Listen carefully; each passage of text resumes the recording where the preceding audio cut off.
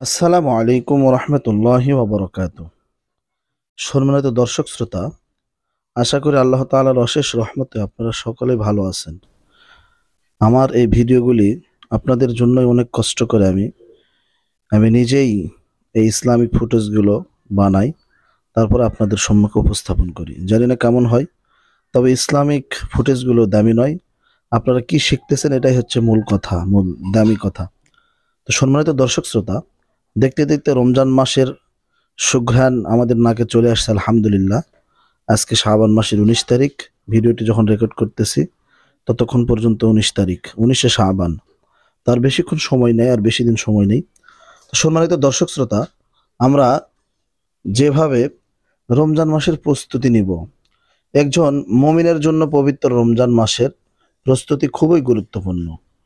প্রিয় নবী হজরত মুহাম্মদ সাল্লাল্লাহু আলাইহি ওয়াসাল্লাম রমজানের আগের 2 মাস জুড়ে তথা রজব ও শাবান মাসে বেশি বেশি নফল ইবাদত ও রোজা রাখার অভ্যাস করতেন। রজবের শুরু থেকেই রাসূল সাল্লাল্লাহু আলাইহি ওয়াসাল্লাম একে একে সব ব্যস্ততা কমিয়ে এনে ইবাদত বন্দিগিতে মশগুল হতেন এবং প্রিয় মাস রমজানের জন্য প্রহর গুনতেন।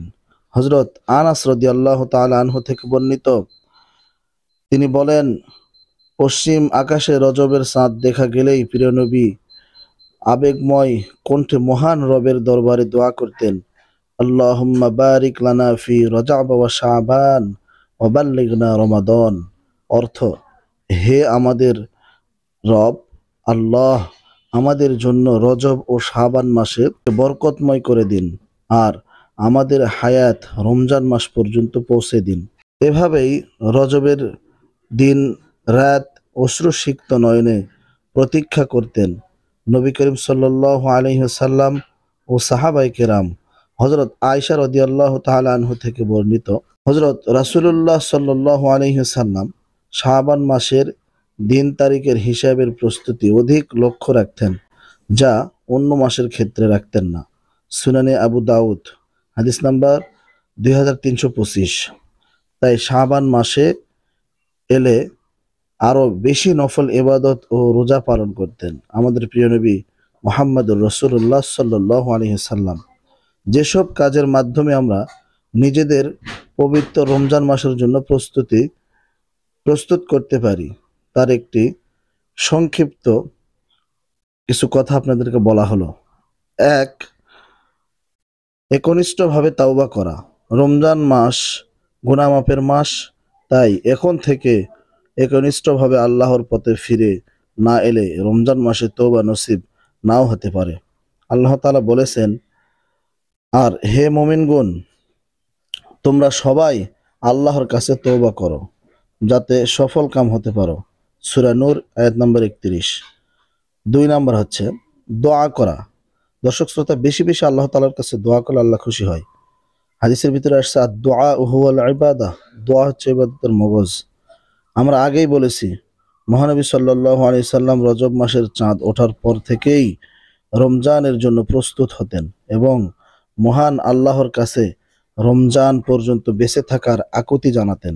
বলতেন, হে আল্লাহ, আমাদের জন্য রজব ও শাবান মাসে বরকত দিন এবং আমাদের রমজান পর্যন্ত বাঁচিয়ে রাখুন। সুবহানাল্লাহ। রমজান মাসের আগমনে খুশি হওয়া। রমজান মাস একজন মুসলিমের প্রতি আল্লাহ তাআলার বিশেষ নিয়ামত।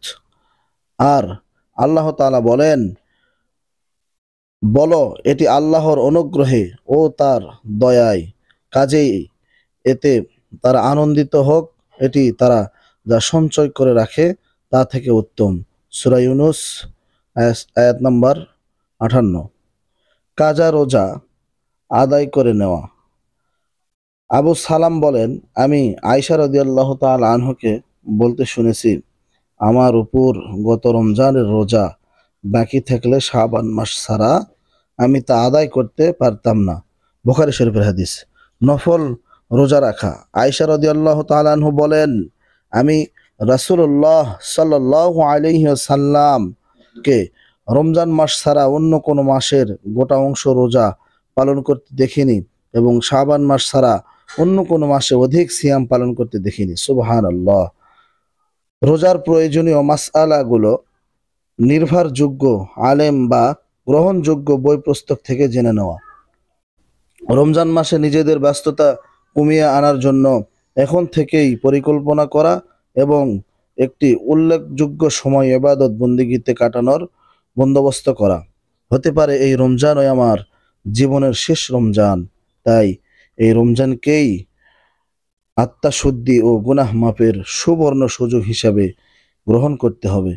আল্লাহ তাআলা আমাদের সত্যিকারের রোজাদার হওয়ার তৌফিক দান করুন, আমিন।